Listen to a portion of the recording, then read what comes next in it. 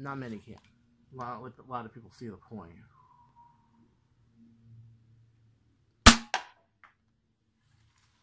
Can you?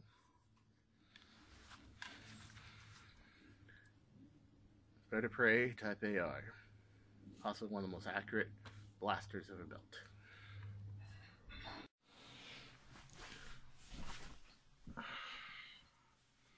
Ready? 3, 2, 1. Hi there, and welcome to Nerf News Me Hour Ranch episode 43. This is going to be a good episode because this is the first episode that's going to be shot in 1080. No other episode's ever been shot in 1080i, and this one shot in 1080i. And we got lots of good news. We got news about the new Fortnite shotgun.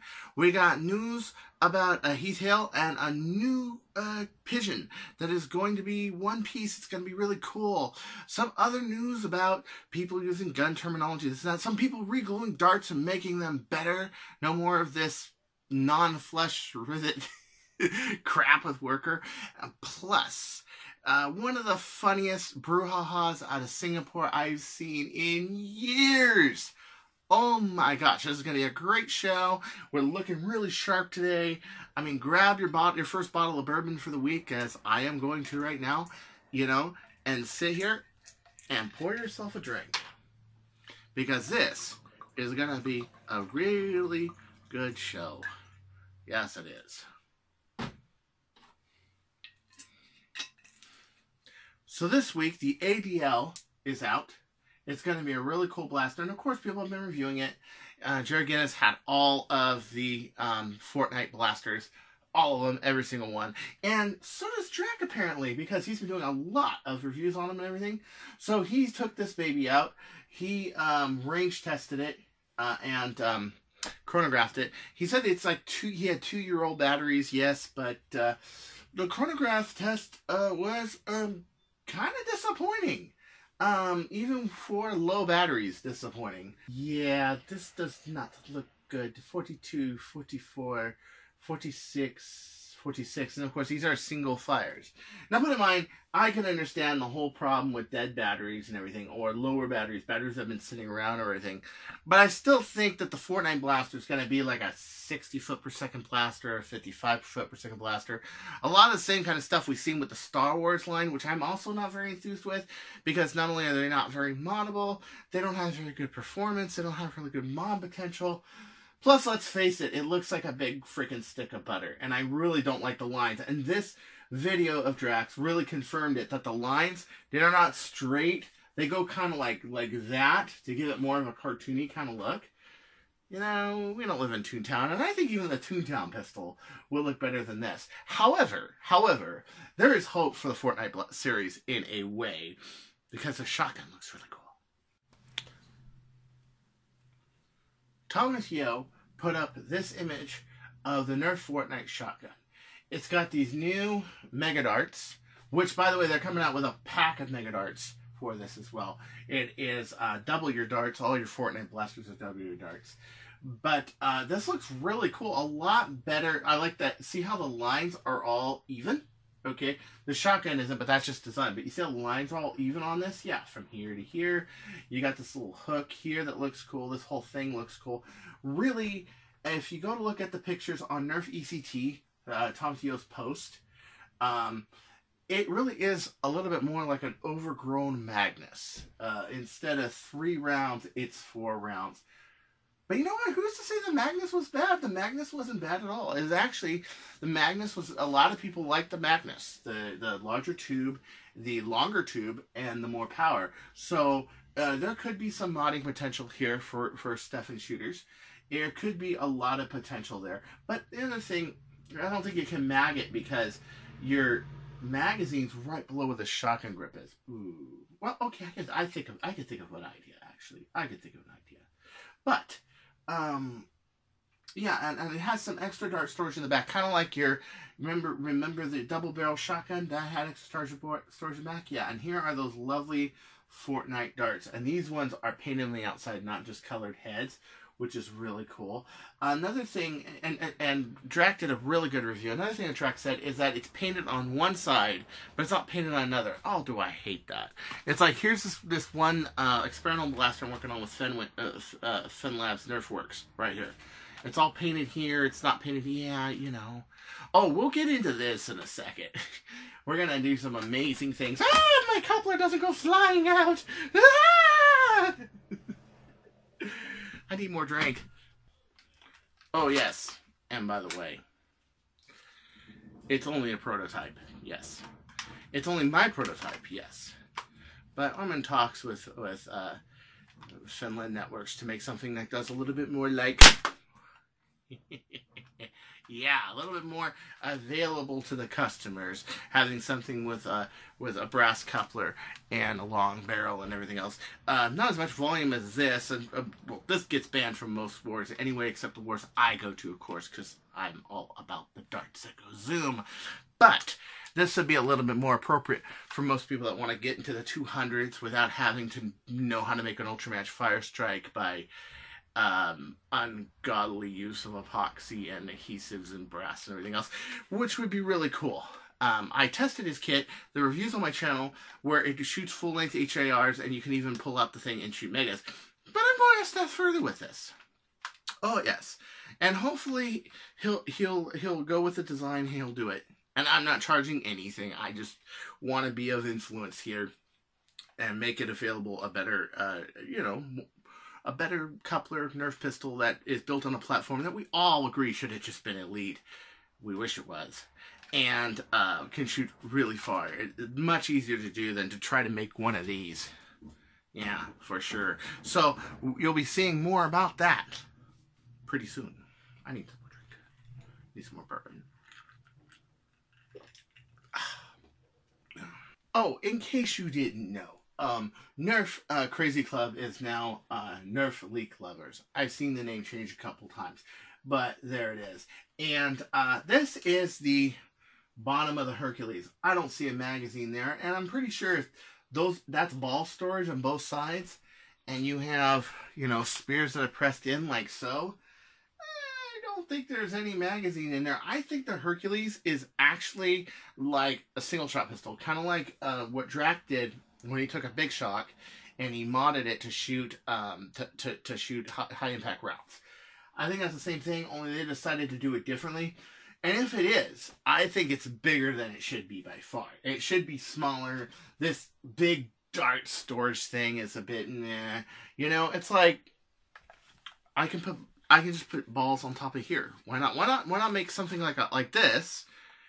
A little more power here. And just put a rail down here to hold all... I mean, what? You could fit like 6 or 7 on here if Hasbro was smart. But no, they make this new thing. I don't think it's magazine fed at all. That's my prediction. That's what I think of it anyway. And yeah, you know, it's a little... But, you know, to make some hot shot, freaking crazy pistols... Yeah, that might be a good thing. This might be a good thing, because I'm sure if it's rival, it's got a huge tube and a monster trigger catch, kind of like the Chronos has, which, of course, makes the Chronos a really great blaster to mod. But we'll have to see about the Hercules. We'll have to see. Where do you stand on this whole naming things of blasters, guns, bullets, darts, and what have you? I'm all for blaster and darts. As a matter of fact, I made a rule in Death by Nerf Blaster that if you call it a gun, it's subject to deletion for the reason of it's not relevant. It's not a gun. It's a blaster, guys. And we have all these anti-gun crazies, if you want to call them anti-gun crazies. And I might get a lot of heat for that. That's okay. But yeah, I mean, I'm a guy. You learned to shoot in Utah.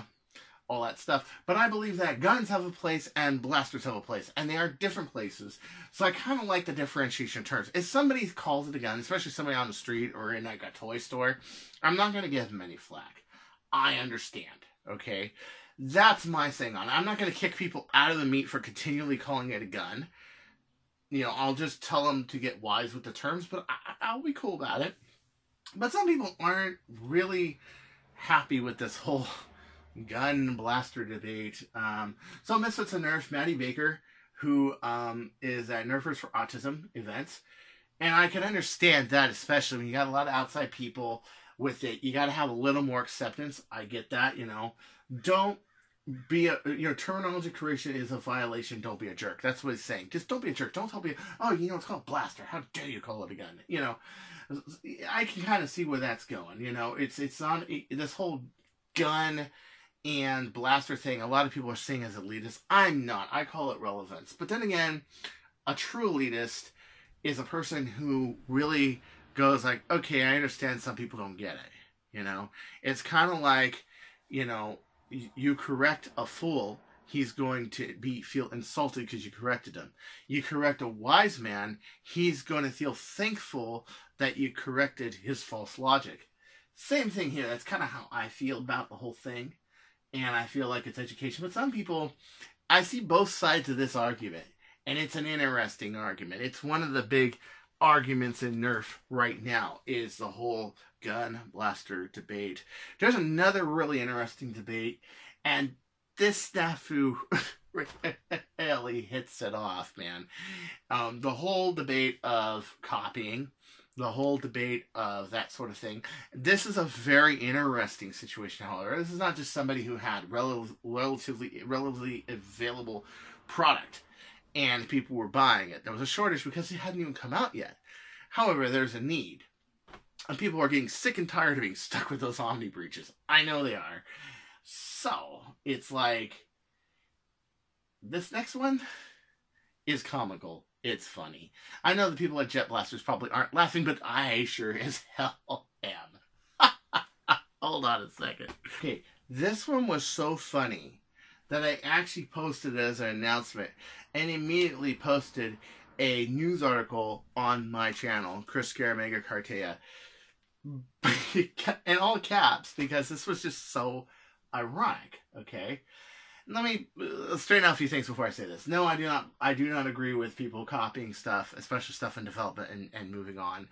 I don't believe in that. I don't believe, okay, let's say somebody were to copy the Worker Prophecy team. Okay, that'd be kind of BS. Okay, somebody just copies the Worker Prophecy. That'd be BS. Somebody copies a kit and just sells it. That's BS. But there are two things here. One, it is aftermarket. Why? Because it's using worker parts. And I don't like worker parts either. However, aside from my own personal bias, which of course you can see because I just don't like worker and their use of Chinese IP structure and other things. Okay, there is another side of this story than that. And that is that this kit that it's supposed to take place of in the Jet Blaster CETA, they have a video all the way back to 6 months introducing the Alpha RT. And then we have like teasers all the way back freaking late 2017, 2018. It's 2019 now, okay? And it just keeps getting teased and teased and teased and teased, when I think it should have just been Stefan to begin with. And Omni was really to get into retail markets. Now, of course, every other person that's going to buy a modded blaster is going to think this, because why buy a modded blaster if it's not really modded and it doesn't do really well? Omni's one of those things that is okay at full length and Stefan length, but it's not great for both, and it's not great at either. Okay, so of course there is a desire to make it go Stefan, and there's a desire that this tube doesn't break, and there's a desire that this O-ring doesn't fall out, and there's a desire to have a metal trigger catch, and there's a desire to have a 16K spring. Sorry, supply and demand. Demand being the market demand. Meaning, if you hold the kit and just sit there, you're not going to elevate all this demand so like 50,000 of these get sold in a week. No, it's not going to happen. What's going to happen? Someone is going to make their own. That's right, and that's exactly what AK Blaster Mod did. Made their own. Which is why I find it funny. Because there's a side of not copying, but then there's a side of not being a monopoly either. And being douchey and putting out all these teasers and all this stuff and teasing all your public and everything else. This, of course, after I left Singapore, all this happened. And I never agreed with those tactics. It doesn't work in this industry, especially not when you're talking aftermarket parts. Sorry. One really good example.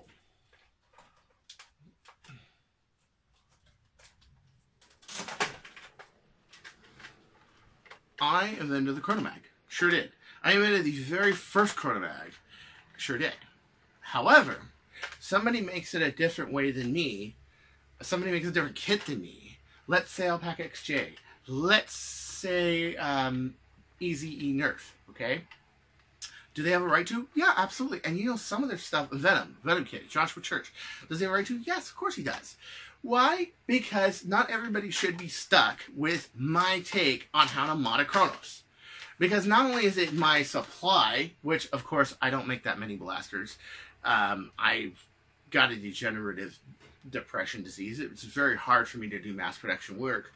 Okay, I mean, I get like a blaster or two out a year. It's very tough. Okay, not only that, but also because they just shouldn't be stuck with, okay, it's a fiberglass speed hook. What if you don't like fiberglass speed hooks? What if you just want a 3D printed one? Okay, I use a long shot spring. What if you don't want to use a long shot spring? Okay, I use a fiberglass, you know, injection molded compound Jet Blasters magazine. Well, not only should you not have to be stuck with the Jet Blasters magazine, if you don't like it, I do. I love them simply because I designed them and I think they're great. But also, you should be able to use whatever magazine attachment you want in here. You don't have to be stuck with this front here, even though this front actually, you know, is there for a purpose.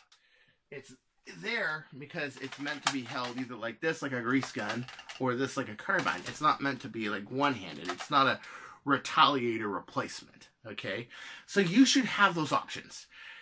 And the thing is, by somebody makes a cedar and somebody else makes a cedar kit for it, well, that gives people options. So really, you know, when it comes to kits, better or worse, or the original guy did this, the original guy did, that's not the point. I won't even say that with my own design. That's not the point. The point is that there's so many things that people like. Some people like 13mm barrels. Some people like brass aluminum sheath barrels. Some like brass aluminum insulated sheath barrels like this is. Okay. Some people like to shoot with red dots. Some people don't like to shoot with red dots, you know? And people have the right to have the option to have that. And I do think it's a shame that it got copied and somebody else just did it. But this is after months of putting it on the internet, putting it on YouTube, putting it out in front of us and just waving it and dick waving it in front of us and then cock blocking us with lack of availability. It's not a good strategy. And this backfired on Jet Blaster big time, because not only is this available, but also another kit just came out that's available that exclude the worker internals. Yeah, so here you go. Where you basically have a means of just changing the back end internals, but using whichever front end internals you want. So you are no longer, to get this tube and to get this spring, which this is the only spring that fits in here, because the normal spring that fits in the Prophecy, or the one I wanted to originally use, which was a modified number 62 Hillman, also has this issue. Okay, why should you be stuck with one thing? And I like the spring guide in the back that you put on the back. Obviously, that's what that's for. That's really brilliant. I mean, this looks really nice, guys. This looks really cool. I like how this is like either powder coated or or sandblasted on the outside. I hope it's not powder coated or sandblasted on the inside, but we'd have to get one to find out. And overall, made in Hong Kong, or distributed in Hong Kong at least, looks really good. For $63, you can get this. You know, and in my opinion, you know, why wait? Why have to wait? Why should anybody have to wait? I really said, dude, look, this should come, the Stefan kit should come out at the same time as the Omega kit. As a matter of fact, you should have an option of which one to buy, either the Alpha or the, Omni kit. I keep Omega, Omni, everybody does it. Okay, it's like Jet X, it gets stuck in your head. Once it was called Jet X, then they screwed over Explorer. My Explorer screwed them over too. And then it was called Jet. And I had Jet X. I had to retake it so many times. It's ridiculous. This is what they get for not listening. The aftermarket market answered with the need. Because Jet was slow, too slow, at putting out a simple Stefan kit that works. Yay. Gluing of darts. Re-gluing of darts. So I think everybody knows, if you've ever been in battle with me, I glue my own darts. Here is one of the blanks that are sitting here. Basically, one of these darts you cut here, and then you trim there, and then you use here. So this foam can be used for 2 darts, actually, and it often is. I use PAC-D heads and Go-To glue, and it's a slow cure glue. It takes like a week to cure and dry in order to fire it, and the more you have, the better. And usually, like the day before me, I'll put them on the dash of my car. It's funny, I'm using a worker box. About the only thing that came good in this package was the box. Because as you can see,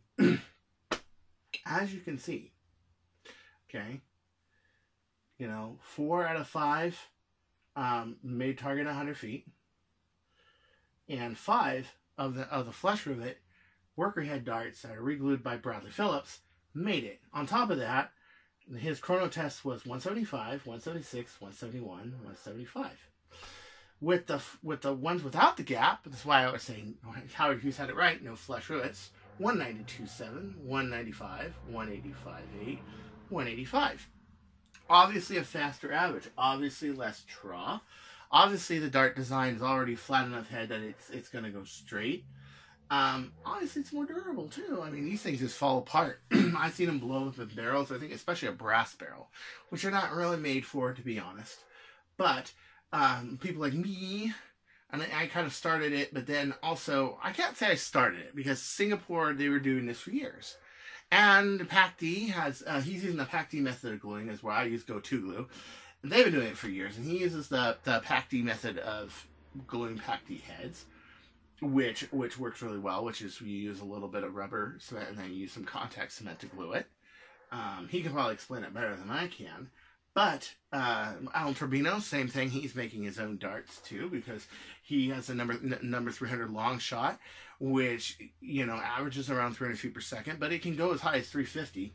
And yes, it is catching on, and I like that. It's finally catching on. If anybody remembers the sniper competition for Ragna, where I had to switch to ACC version 3s. Yeah, I had a perfectly dialed in blaster that was hitting like a milk carton from 75 feet away. Now it hits like a water bottle from 75 feet away consistently, or even a small Pepto-Bismol bottle, which you saw in the intro, of course. Yeah, the main thing is, of course, is that you can't polish a turd. You know, if you're hoping that your rifling unit is going to make your blaster shoot better, forget it. You know, yeah, it'll make it in the field better. You'll get a better grouping of average shots. But your darts are half of your shooting system. And if they aren't even, I'm sorry, it doesn't matter how good you are at modding a blaster, your darts suck. Your aim is going to suck too. So, off to the next thing, shall we? I truly love it when somebody makes something and then they make it better. They don't just stop at, well, you know, I have something that's good enough. No, they make it better. And here it is. This is the new Pigeon Mark 8 right here. Going to be built, I believe it's going to be built out of a one-piece frame down here. I'm going to be able to use magazines that are straight but then slanted just so. A little smaller profile, lighter, and the front here, I like the fact that the front here is like this, so you can slide your battery in, where this one you have to take the whole thing off. That's cool. That's really cool. This is really nice that he's improving on this. He's also worked on a lot of other really good blasters. You know, I love this. I mean, this is... I normally don't like flywheel blasters at all, but the sheer rate of fire of this thing is wow. And he's come out with other stuff, such as a full auto system, you know, straight pushers, that sort of thing. It's like, whew, just look at this. Look at this. I love people who go through their designs and make them, oh, the hammer in the back. I like the hammer in the back. That's really cool. Yeah. So, I'm finishing up his Mauser fire. He's going to get that and he's going to love it. Because, again, good blaster. Good point and click blaster. But, you know, I can't blame him for his fascination of flywheel. Especially when he can make flywheels like this. and he can make them himself. And MTB making the small wheels and him making the small wheels, I think has really revolutionized the small arms. Somebody made a revolver blaster that was shared with me on a message. That was really cool. That uses, again, the MTB flywheels and the Honey Badger motors. That's really cool, you know. And I love small blasters. I hate these big honking flywheel blasters. You know, it's like that's okay, but I don't know. I like this better. The grip's better. The rev trigger being, you know, back here is better. It feels a little bit more what I want when I want to go rapid fire and when I want to go flywheel. And it's just incredible. You keep at it, Heath. Really, I really love your work. I really do admire your work. And I really do wish the best of good things for you, you know.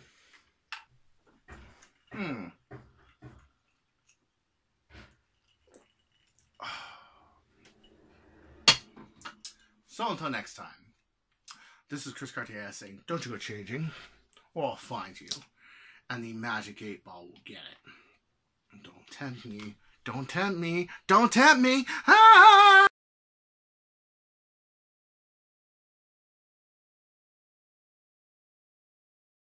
It's the same thing. Oh, by the way, speaking of averaging 350 feet per second, oh my gosh, I feel like I just walked in here with my pants off. I left the frickin' muzzle brake off of Big Blue. How about that? Okay, but anyway. What a day it's been. Yeah, you know, it's